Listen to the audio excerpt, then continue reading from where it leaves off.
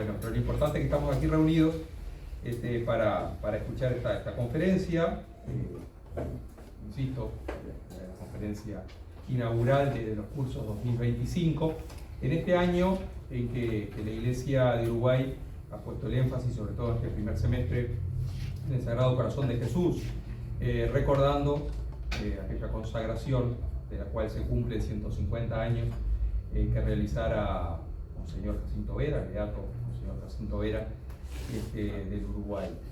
En el año 1875, cuando el Papa Pío IX había proclamado también un año santo.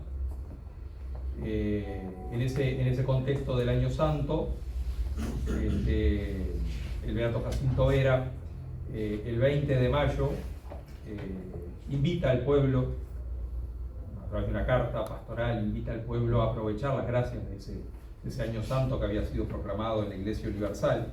Y en ese contexto del año santo decide consagrar el Uruguay al Sagrado Corazón de Jesús.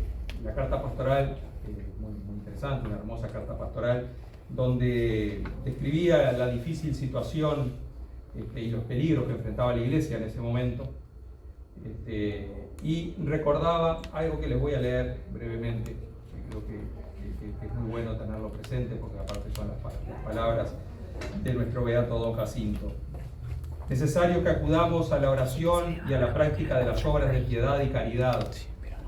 Necesario que acudamos a aquel que es fuente inagotable de infinitas misericordias. Aquel de cuyo corazón santísimo nació la esposa inmaculada del Cordero, la Iglesia Santa, pidiéndole acelere la hora del triunfo de aquel divino corazón en los corazones de todos los hombres. A ese corazón santísimo, centro y volcán del más puro amor, es a quien debemos de una manera especial volver nuestros ojos, poniendo en él nuestra esperanza en estos momentos de prueba. Luego se realizó la consagración del Vicariato Apostólico del Uruguay al Sagrado Corazón, el 4 de junio en la iglesia de Montevideo, la realizó el Monseñor Vera en la iglesia matriz, y luego fuera de la capital, en la parroquia fuera de la capital, en el interior, quedó determinado la fecha que cada párroco juzgase por sí. Por eso es que este año, al cumplirse los 150 años de este acontecimiento, la Iglesia de Uruguay quiere renovar esa consagración, que también va a ser realizada el 12 de junio en el Santuario Nacional Deportivo del Sagrado Corazón de Jesús del Servicio de la Iglesia, y también en las parroquias del interior. Quería traer a colación este hecho que estamos celebrando como Iglesia este año y el tema que elegimos justamente para dar inicio a estos cursos de la Facultad de Teología, un tema relacionado con el Sagrado Corazón de Jesús, cuya consagración del Uruguay que estamos entonces celebrando los 150. Sin más preámbulo, paso a presentar entonces a quien nos va a hablar hoy sobre el Sagrado Corazón, el padre Germán Pravia. El padre Germán es de la Orden Dominicos, recibió su educación en el Colegio y Liceo Lamennais, y realizó su vida parroquial en la parroquia Santa Rita de los Padres Agustinos, en es uruguayo. Pero por su búsqueda vocacional pronto se mudó a Argentina, donde fue ordenado presbítero en el año 1993, incardinándose en la diócesis de Quilmes. Era miembro de una organización, de una asociación misionera, por eso prestó sus servicios ministeriales en Quilmes, en Moreno y luego también en la arquidiócesis de Asunción de Paraguay. Posteriormente ingresa a la Orden de los Predicadores, la Orden Dominicana, y ahí profesa, hace sus votos simples en el año 2019 y su profesión solemne en el año 2022. En el año 1993 obtuvo el título de bachiller en teología por el Instituto Superior de Estudios Teológicos de Buenos Aires, afiliado a la Universidad Pontificia Salesiana de Roma. Recibió la licenciatura en composición musical con medios electroacústicos en el año 2011 por la Universidad Nacional de Quilmes. Es máster en teología espiritual en el año 2021 por la Universidad Pontificia de Comillas y recibió el doctorado en teología por la Pontificia Universidad San Esteban de Salamanca con la tesis El acompañamiento espiritual en la orden de predicadores, testimonios y fundamentación teológica. Su tesis doctoral es bastante reciente, ¿no? El año pasado. Ha enseñado música en el Conservatorio de Música de la Universidad Católica Nuestra Señora de la Asunción y teología en el Centro de Formación Teológica de Quilmes. Actualmente se desempeña como profesor invitado en la Facultad de Teología San Esteban de Salamanca, en el Centro de Formación Inicial y Permanente de la Vida Consagrada Santo Tomás de Aquino de Buenos Aires y es también profesor en nuestra Facultad de Teología. Así que bueno, con esta presentación dejo la palabra al padre Germán. Bueno, buenas tardes para todos, para todas. Hoy, primero que nada, agradezco a la Facultad de Teología, en la persona del doctor González Merlano, esta posibilidad de participar en esta lección inauguralis. Para mí también ha sido una ocasión de ahondar, de profundizar, de enriquecerme mucho y bueno, siempre cuando uno comparte también se enriquece. Como bien también señaló el doctor Gabriel, quiero destacar en primer lugar el marco en el que esta lección inauguralis toma lugar. Es lo que podríamos llamar una sinfonía de conmemoraciones. En nuestra iglesia uruguaya, los 150 años de la consagración del Uruguay al Sagrado Corazón de Jesús por el beato Monseñor Jacinto Vera, los 200 años del patrocinio de la Virgen de los 33 sobre nuestra patria, que profundizaremos en el siguiente semestre. En el marco de la Iglesia Universal, el jubileo que nos invita a ser peregrinos de esperanza, el impacto del pontificado del Papa Francisco a días de su Pascua y de su última encíclica Ilexis Nos sobre el Sagrado Corazón, justamente.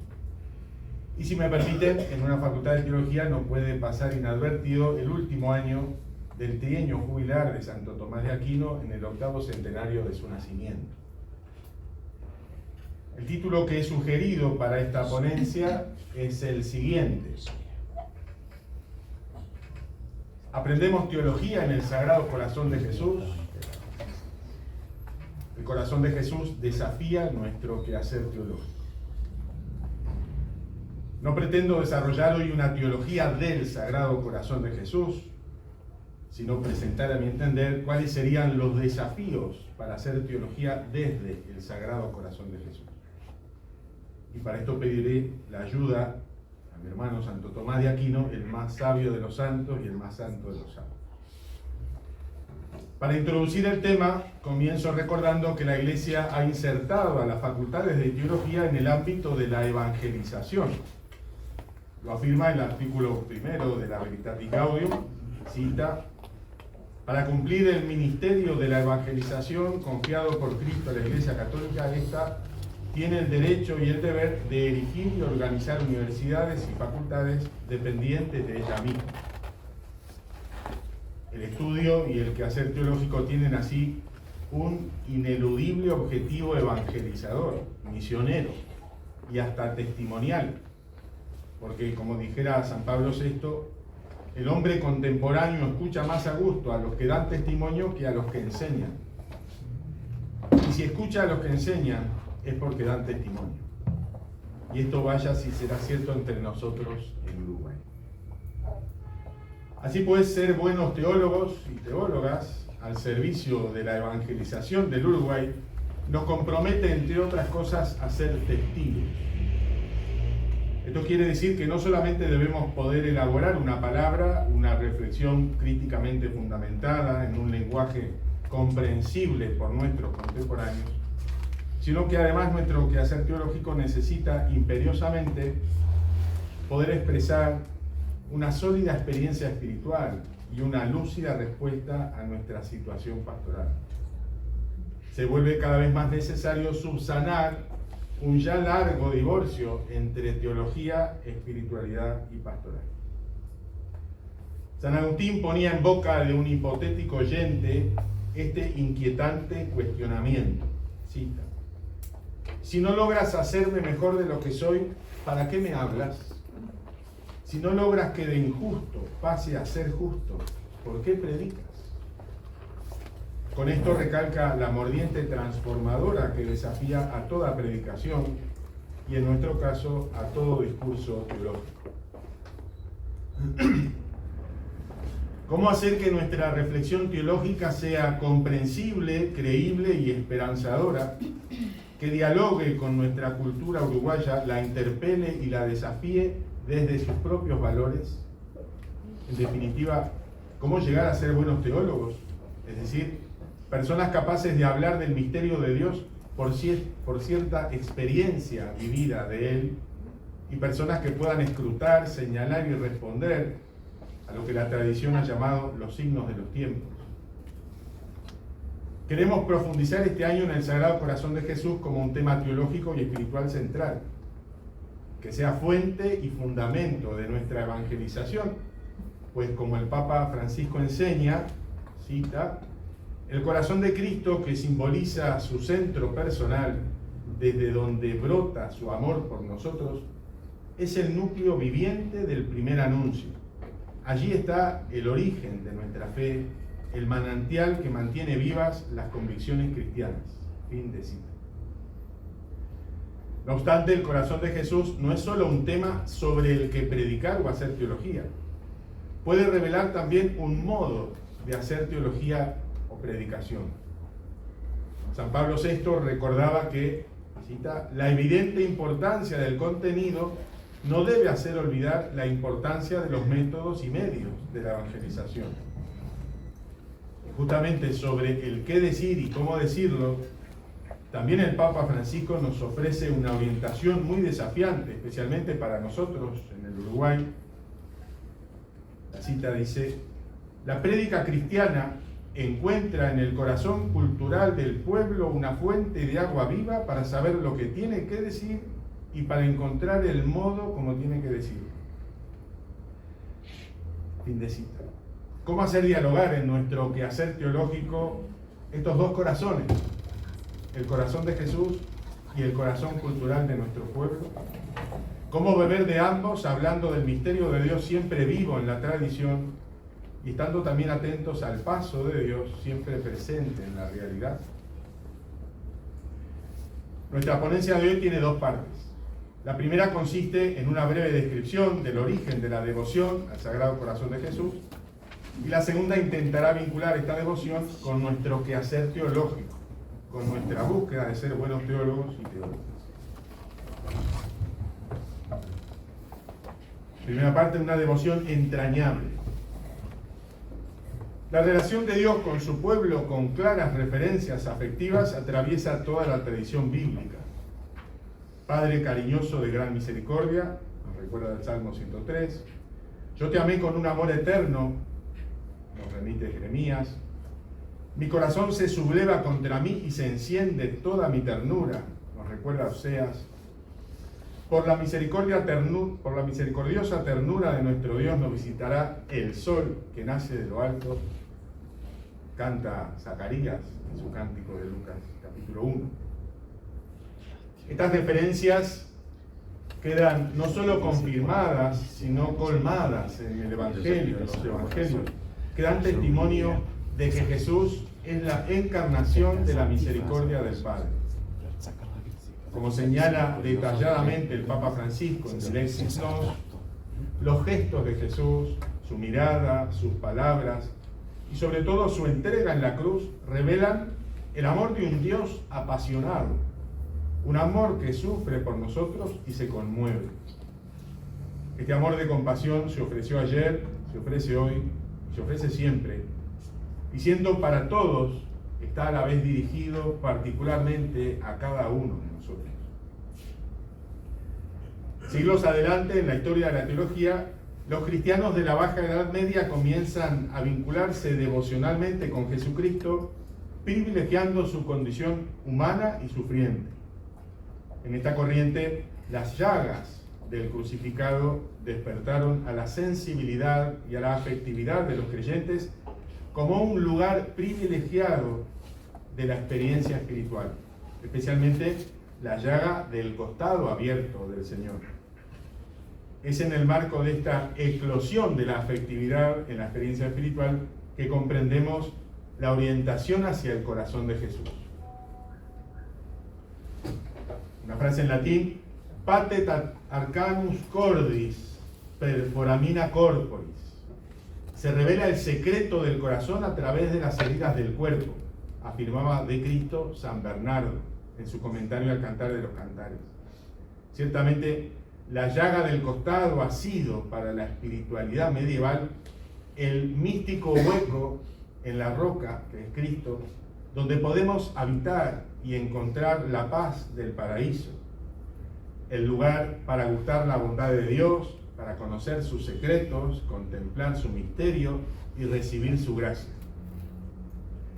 En el siglo XIII, Santa Gertrudis de Helfta, benedictina, Santa Ángela de Foligno, laica franciscana, y en el siglo XIV, Santa Catalina de Siena, laica dominica, son apenas una muestra de toda una corriente mística de mujeres que se vincularon con Jesucristo desde el amor de su corazón. Intercambio de corazones, beber del costado de Cristo y hasta la identificación con el Señor mediante sus estigmas, como es el caso de Catalina, han sido algunos de los fenómenos con los que estas mujeres experimentaron el amor del corazón de Jesús. Los varones no se quedaron atrás, entre otros, el franciscano San Buenaventura y el beato dominico Enrique Susón sumaron a la teología experiencial de estas místicas una reflexión más sistemática que permitió a la espiritualidad del corazón de Jesús expandirse en la geografía y asentarse en el tiempo. La metodización de la espiritualidad con la corriente llamada devotio moderna y las pautas para ordenar la afectividad propuestas por San Ignacio en sus ejercicios espirituales son algunos de los pasos que anticiparon las formas de devoción y de culto al Sagrado Corazón que conocemos modernamente. Estas se consolidan recién con la llamada espiritualidad francesa del siglo XVII, gracias a San Juan Eudes, el primero en celebrar la fiesta del Sagrado Corazón de Jesús, a San Francisco de Sales, que funda la Orden de la Visitación, y a Santa Margarita María Alacoque, monja de esta orden, que experimenta un pedido especial del corazón de Jesús de promover su devoción y su culto. Para esta promoción fue fundamental el apoyo de su director espiritual, el jesuita San Claudio de Colombier, y en general de la Compañía de Jesús, que ha asumido espontáneamente primero y por encargo papal después la práctica y la promoción de esta devoción. En el marco de la herejía jansenista y del movimiento racionalista moderno, la Iglesia juzgó la expansión de esta devoción como un signo de la providencia divina. Y es así que bajo el pontificado de Pío IX, el 25 de agosto de 1856, la Sagrada Congregación de Ritos decretó que la fiesta del Sagrado Corazón se celebrara en toda la Iglesia el viernes siguiente a la octava del Santísimo Sacramento. Posteriormente, León XIII la elevaba a rito de primera clase y Pío XI le daba el rango de fiesta de primera clase con octava privilegiada. Ahora bien, considerar el corazón de Cristo como el núcleo del primer anuncio, según la expresión del Papa Francisco, no significa necesariamente en nuestro contexto actual expandir su devoción según la literalidad promovida por Santa Margarita María Alacoque, que respondía a un particular contexto teológico espiritual. En realidad, la Iglesia afirma que más allá de todas las formas devocionales que se sucedieron a lo largo de la historia, el culto al corazón de Jesús nos revela y nos orienta, en palabras del Papa Pío XII, cita, al amor del divino Redentor, cuya señal y símbolo más viviente es su corazón traspasado. Es la caridad divina, encendiendo progresivamente la vida de los creyentes, la íntima naturaleza del culto que se ha de atribuir al Sacratísimo Corazón de Jesucristo, continúa afirmando el mismo Papa. Vista esta apretada síntesis de la espiritualidad y devoción al Sagrado Corazón de Jesús, avancemos a lo central del tema que nos convoca hoy. ¿Qué nos aporta el corazón de Jesús concretamente para nuestro quehacer teológico? ¿De qué modo el corazón de Jesús nos ayuda para ser buenos teólogos y teólogas? ¿Cómo aprendemos teología en el corazón de Jesús? O si me permiten, podríamos considerar el Sagrado Corazón de Jesús un aula de teología. Comencemos esta segunda parte. El Sagrado Corazón de Jesús nos enseña a ser buenos teólogos. Comentando en el Evangelio de San Juan la escena del encuentro entre Tomás el apóstol y el resucitado, Santo Tomás de Aquino afirma que este apóstol se transformó en buen teólogo al confesar rectamente la fe. Uno de los primeros biógrafos del Aquinate, Bernardo Gui, pone en paralelo a los dos Tomás. Cita: ciertamente no en la duda, explica él, porque el asidero de nuestro Tomás en las cosas divinas era firme y seguro, sino que se parecía al apóstol al penetrar en el abismo del costado de Cristo, entrando como alguien invitado e investigando ahí dentro y expresando los misterios ahí contenidos con tal confianza que es como si sus manos hubiesen asido aquello a lo que señala el dedo de su intelecto. Fin de cita. Sabemos que la devoción y el culto moderno al Sagrado Corazón de Jesús es heredero de la tradición espiritual medieval del costado abierto de Cristo. Nuestra ponencia pretende adentrarnos en este costado abierto para aprender a ser buenos teólogos, como el apóstol Tomás, entrando como invitados e investigando ahí dentro y expresando los misterios que ahí se contienen. Ahora bien, el Evangelio de San Juan nos presenta el costado de Cristo en tres ocasiones. Un primer momento acontece en la última cena, cuando el discípulo amado se recuesta al pecho del Maestro, Juan 13:23. In sinu Jesu, en el seno de Jesús, como propone la Vulgata. Esto se refiere, según Santo Tomás, cita, al conocimiento de secretos que Cristo le revelaba, pues mediante el término seno se significa secreto. Como decía más arriba, en 1:18, el unigénito que está en el seno del Padre, él mismo lo narró. Fin de cita. De este modo, la relación entre un buen teólogo y el costado abierto de Cristo comienza descansando en el pecho del Maestro, preguntándole y recibiendo de él la revelación de sus secretos. Propongo llamar a esta dimensión del quehacer teológico contemplación discipular. Continuando el trance de la pasión, el evangelista Juan nos ubica al pie de la cruz, junto al discípulo amado nuevamente, y ahora también junto a María y las otras mujeres. Aquí el corazón de Jesús se abre al ser atravesado por la lanza del soldado. El texto evangélico relata que, cita, uno de los soldados le abrió su costado con una lanza. A Tomás de Aquino esto le da pie para destacar que significativamente dice abrió y no hirió, porque por este costado nos abrió la puerta de la vida eterna. En otro pasaje afirma que por el corazón de Cristo se comprende la Sagrada Escritura, la cual hace conocer el corazón de Cristo. La Escritura fue abierta después de la pasión porque los que en adelante tienen inteligencia de ella consideran y disciernen de qué manera deben ser interpretadas las profecías. Fin de cita. Aquí encontramos otra pista para ser buenos teólogos. Estar al pie de la cruz para reconocer el costado abierto como puerta de salvación y como horizonte de interpretación y de sentido. Esta tarea podría denominarse compasión reparadora. Por último, en el desenlace del tríodo pascual, en la resurrección, ya no el discípulo amado, sino el apóstol, que estaba ausente, el incrédulo devenido en creyente, es invitado a vivir como una síntesis de los dos momentos anteriores. Y así protagoniza el último paso, o la última dimensión del quehacer teológico, que es propiamente la confesión teológica o confesión teologal. En palabras del Aquinate, cita, Allí aparece que Tomás, el apóstol, inmediatamente se ha hecho un buen teólogo al confesar la verdadera fe, fe en la humanidad de Jesús y asimismo en la divinidad. Afirmo que vivió una síntesis porque esta confesión teologal acontece después de que el apóstol metiera el dedo y la mano, según el medieval Tomás.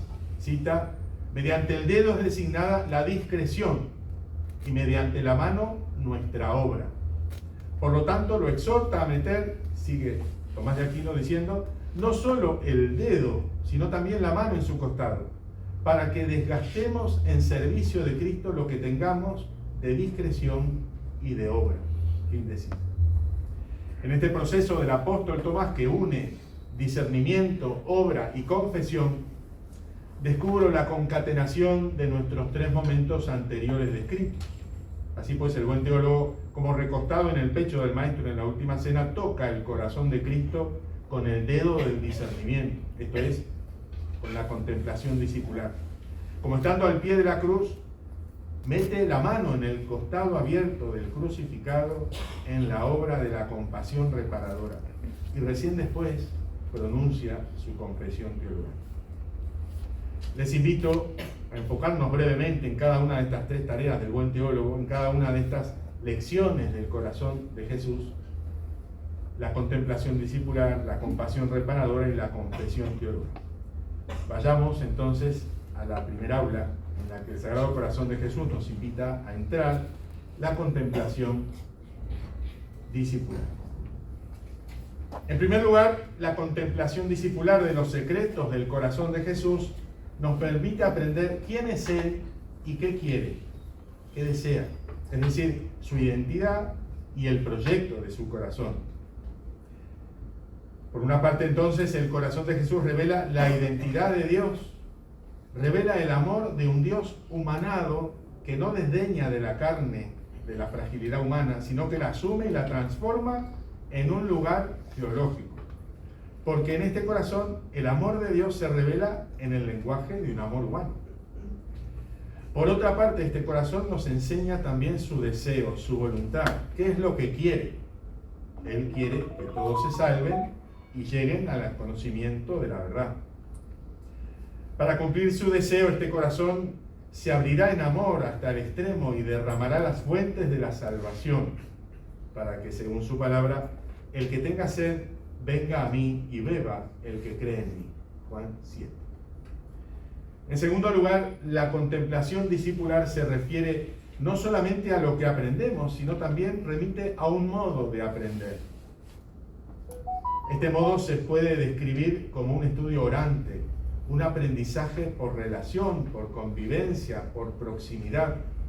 La tradición mística del corazón de Jesús expresa esta intimidad relacional con el Señor con el hecho de beber de la herida de su costado. Así, según San Jerónimo, una persona de contemplación bebe de la vida del costado del Señor. En verdad, ¿cómo hablar de Dios sino desde un encuentro con su misterio de amor?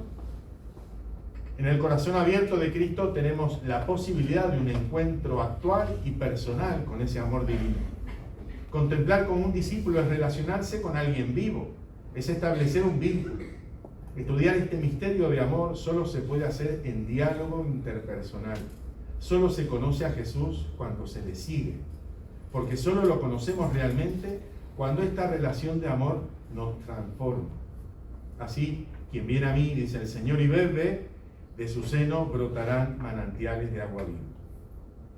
El antiguo Dionisio, conocido como el Areopagita, en su obra Los Nombres Divinos, habla de un aprendizaje por experiencia personal de lo divino, explicando que en quien hace teología se va obrando una transformación, va viviendo un cambio, va siendo otro. Esto es lo que la Suma Teológica llama conocimiento vivencial o sabiduría, sabroso saber, que acontece cuando el conocimiento se vuelve amor. En síntesis, la contemplación discipular, in sinu Jesu, al pecho de Jesús, es el estudio orante que por comunión con los secretos del corazón del amigo va aprendiendo quién es y qué quiere. Y entonces va siendo transformado, porque es el estudio de una palabra de amor que nos va formando a la medida de su corazón. Pues bien, como propone Tomás de Aquino, al dedo del discernimiento le sigue la mano de la obra. Esto es, a la contemplación discipular, al pecho del maestro, le sigue la compasión reparadora al pie de la cruz. Esta es la segunda aula de teología del corazón de Jesús, la compasión reparadora. Para ser un buen teólogo hay que meter la mano en el costado abierto de Jesús, es decir, hay que estar al pie de la cruz. Si Cristo clavado en la cruz es la palabra de amor más elocuente, como afirma Francisco, Dilexit Nos, y podríamos agregar una palabra obrada, pronunciada sin articulación de sonidos, hacer teología es, pues, antes que hablar, callar y obrar. Gran parte de la tradición teológica latinoamericana, representada por Gustavo Gutiérrez, considera que en el quehacer teológico el momento inicial es el silencio, la etapa siguiente es el hablar, y que este primer momento de silencio ante Dios está constituido por contemplación y práctica alimentadas mutuamente. Gran coincidencia con la perspectiva tomista del dedo del discernimiento y la mano de la obra, instancias necesariamente previas a la palabra confesante del apóstol. Ahora bien, este obrar ante todo es el obrar de Jesús para la restauración de la humanidad y del cosmos entero. En la sangre y el agua que fluyen de su costado abierto, la teología descubre la gracia, la vida de Dios en abundancia, ofrecida continuamente a la humanidad en la humanidad de Jesús. Es así como la salvación es teándrica, obra del Dios humanado. Y es así como la extensión de la restauración de la humanidad y del mundo son también teándricas, es decir, obra de Dios por medio de la cooperación humana. Tratando la dimensión social de la devoción al Sagrado Corazón de Jesús, San Juan Pablo II vincula esta cooperación humana con el concepto de reparación, al definirla como a nuestra cooperación apostólica a la salvación del mundo. Y también el Papa Francisco en Dilexit Nos se refiere a la reparación del siguiente modo. Les pongo 3 citas breves. Cita: en medio del desastre que ha dejado el mal, el corazón de Cristo ha querido necesitar nuestra colaboración para reconstruir el bien y la belleza. Número 182. En su divina libertad ha querido necesitar de nosotros. La reparación se entiende como liberar los obstáculos que ponemos a la expansión del amor de Cristo en el mundo. Número 194. El corazón de Cristo es éxtasis, es salida, es donación, es encuentro. En él nos volvemos capaces de construir en este mundo el reino de amor y de justicia. Nuestro corazón, unido al de Cristo, es capaz de este milagro social. Número 28 y fin de citas. ¿Tiene entonces la teología una responsabilidad social de reparación? Ya lo respondía San Agustín: si no es para hacerme mejor de lo que soy, ¿para qué me hablas? Si no logras que de injusto pase a ser justo, ¿por qué predicas? Ciertamente la palabra es la herramienta propia que la teología tiene para cumplir su responsabilidad social. Sin embargo, el corazón de Jesús también nos enseña que las palabras se comprenden realmente cuando la acción y el testimonio las preceden. ¿Qué fuerza convincente tendría el mandamiento del amor si no fuera porque lo pide aquel que nos amó primero, nos amó siempre y hasta el extremo?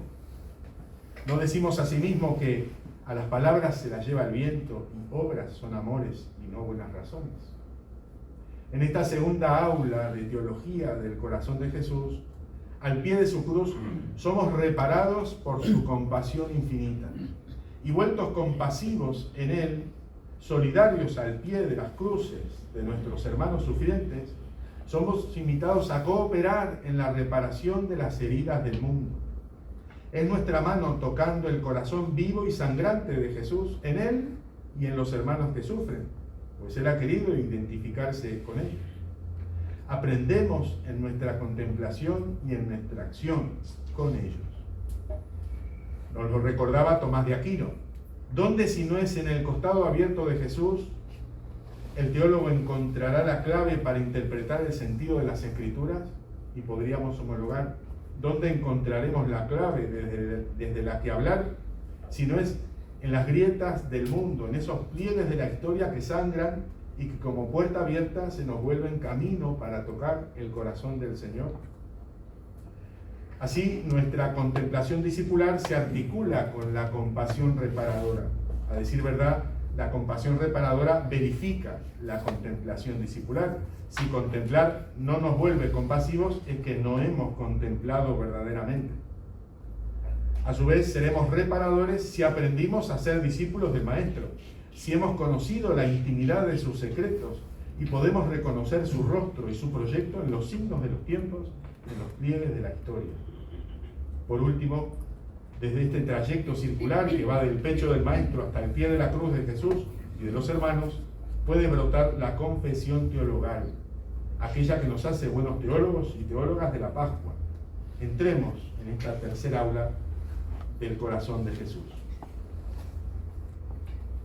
En su comentario, Tomás de Aquino se refería al apóstol Tomás como buen teólogo porque confesaba la fe verdadera, fe en la humanidad de Jesús, Señor mío, y también en su divinidad, Dios mío. La confesión de este apóstol fue una síntesis humilde y orante de su experiencia pascual, experiencia que lo convirtió de incrédulo en creyente. Una confesión que forma parte de la revelación transmitida por la Iglesia y aún hoy nos expresa y nos conmueve. ¿Cuál podría ser nuestra confesión teologal en nuestra realidad del Uruguay en este año 2025? Señalo una advertencia de Karl Rahner en sus escritos de teología al tratar justamente la teología del culto al Sagrado Corazón de Jesús. Él se cuestionaba acerca de los modos más recomendables a nivel querigmático y pedagógico para expresar este culto. Cuestión que nos desafía a atender qué anuncio queremos dar acerca del Sagrado Corazón de Jesús y cómo queremos presentar. Alguien podría objetar, ¿por qué no nos propusimos responder estas cuestiones desde el principio? Pero habría que responder porque el apóstol Tomás hizo un proceso para llegar a esta confesión. El dedo del discernimiento y la mano de la obra. La credibilidad del teólogo radica en el proceso en el que desarrolla su quehacer teológico, que pasa por la contemplación discipular y la compasión reparadora. Sin ese proceso, la confesión no podrá ser teologal y por lo tanto no logrará ser eficaz. Escuchando los secretos del corazón de Jesús y al pie de su costado abierto hemos venido realizando un aprendizaje. Nuestro alarde de inteligentes, nuestra autopercepción de realistas y nuestro afán de tener todas las posibilidades previstas y controladas, síntomas nada ajenos a nuestra idiosincrasia uruguaya, se han visto incalculadamente sorprendidos por un amor gratuito. ¿Cómo nos asombra esta misteriosa gauchada que no previmos? Este amor tan regalado. Y además a este amor gratuito lo percibimos, lo reconocimos como exquisitamente humano. Es decir, si algo merece definir lo humano en su mejor versión, es este modo de amar. En un momento en el que nuestro contexto puede hacernos perder la esperanza respecto de lo humano y encerrarnos en nuestro somos así, ecce homo, aquí está el hombre, sentenciaba Pilatos, y nos mostraba un modelo fuera de toda previsión, ajeno a toda propaganda, pero cada vez sabemos y sentimos que nos representa en lo mejor de nosotros mismos. Pero más sorprendente aún fue que este amor humano atravesó los muros de nuestras miradas cortas y nos abrió a un horizonte infinito de amor trascendente. Es que con este gesto extremo de amor, el Hijo del Hombre se nos revelaba como el Verbo de Dios, porque amar así solo Dios puede. Pater, nos enseñaba San Bernardo, en este corazón se nos revela, se nos queda patente que el puro amor existe, y si existe, todo recobra sentido, y ahí se despierta la confesión de la fe. Creo, Señor, Señor mío y Dios mío, porque como afirmaba von Balthasar, cita, creíble es solo el amor, y no debe ser creída otra cosa que el amor. Y la obra de la fe consiste en creer que existe el amor absoluto, y este como lo definitivo, ya que detrás de él no existe nada más. Fin de cita. Y como las virtudes teologales andan en yunta, el amor despierta la fe, y esta fe, igual que a Tomás el apóstol, experimentada como una certeza recibida, nos mueve a la esperanza, porque nos nace la convicción de que un amor así de absoluto y así de total ya no puede más morir. Es lo definitivo, como decía von Balthasar, detrás de él no existe nada más. ¿Qué mejor llamarada de esperanza podremos compartir con nuestros contemporáneos sino la de que el amor del corazón abierto de Jesús es la última palabra de Dios en el mundo y la definitiva, pues no tiene otra? ¿No será que la inmensa repercusión del papado de Francisco ha tenido que ver con sus audaces gestos de amor realizados por el mundo? Porque si hay un único lenguaje universal, ese son los gestos de amor. La contemplación discipular y la compasión reparadora nos comprometían a tocar con el dedo y a introducir la mano en las grietas del mundo, en estos pliegues de la historia que sangran, para reconocer allí también gestos inauditos de amor, porque también allí palparemos el corazón de Jesús amando hasta el extremo. Y podremos también pronunciar nuestra confesión teologal y como buenos teólogos reconocer esa su presencia divina escondida, Señor mío y Dios mío, y reflejársela al mismo mundo y decirle: el amor total te habita, te sana y te recrea. Así pues, habiendo tocado el amor gratuitamente revelado en el costado abierto de Jesús y habiendo palpado el amor escondidamente reflejado en los costados abiertos del mundo y de la historia, como el apóstol Tomás, nos lanzamos a proclamar nuestra confesión teologal, testigos esperanzados por el amor recibido y testigos esperanzando con el amor ofrecido, hasta completar, en palabras de Pío XII y de la liturgia, el establecimiento del divino reino del amor entre los hombres, reino de verdad y de vida, reino de santidad y de gracia, reino de justicia, de amor y de paz.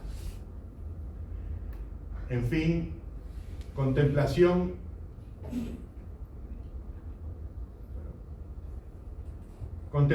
discipular, compasión reparadora y confesión teologal.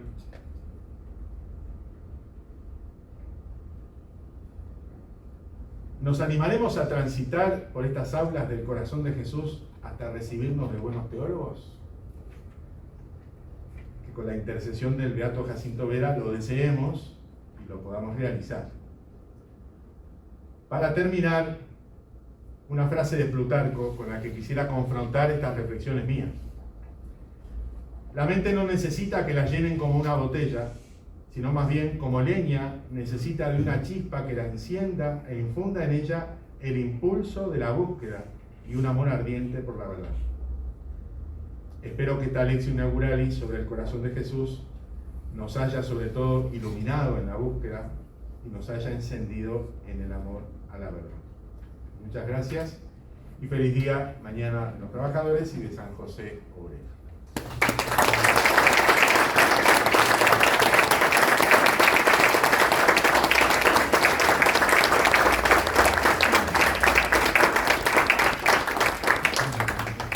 Bueno, agradecemos al Padre Germán entonces esta magnífica exposición. Valió la pena haberla postergado varias veces. Y ahora el doctor Juan José García, que está estrenando también el rectorado en esta casa, nos va a dar unas palabras y luego, si les parece, finalizamos con la oración de consagración al Sagrado Corazón de Jacinto Vera. Bueno, en primer lugar, agradecerle y felicitarlo al Padre Germán por esta magnífica lección inauguralis, donde es un verdadero ejercicio de teología, donde la verdad se une con la bondad y la belleza, porque tiene mucho de poético esto. Y es que realmente es imposible separar estos tres aspectos, ¿no?, cuando se trata de estos temas. Y un verdadero ejercicio de teología que no se aparta de la espiritualidad, y más aún, es como una fuente para la espiritualidad, y de la espiritualidad se reflexiona teológicamente. Yo no tengo más nada que decir porque ya lo dijo todo y lo dijo muy bien. Entonces, simplemente agradecerle nuevamente al padre Germán, agradecer la presencia de todos ustedes y bueno, rezar esa oración que yo no me la sé. No, Así que, vamos a leerlo, vamos a leerlo. Muy bien, bueno. Vamos a leer entonces la oración de solemne consagración al corazón de Jesús, que se realizara Jacinto Vera hace 150 años. Corazón de Jesús, tú eres nuestro consuelo y nuestra esperanza. Humildemente postrados en tu presencia, te pedimos perdón de nuestros pecados. Proclamamos que queremos vivir y morir en tu servicio y corresponder dignamente a tus soberanos designios de misericordia en favor de la Iglesia y de la sociedad. Te consagramos nuestras personas y nuestras familias, nuestros intereses y nuestros bienes, el presente y el porvenir.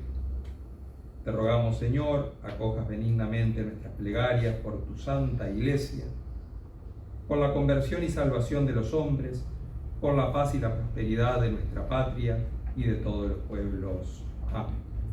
Amén. Corazón santísimo, sálvanos. Corazón de Jesús, ten piedad de nosotros. Bueno, muy agradecido por la presencia de todos. Nuevamente agradecerle al padre Germán. Así que buenas noches. Buenas noches.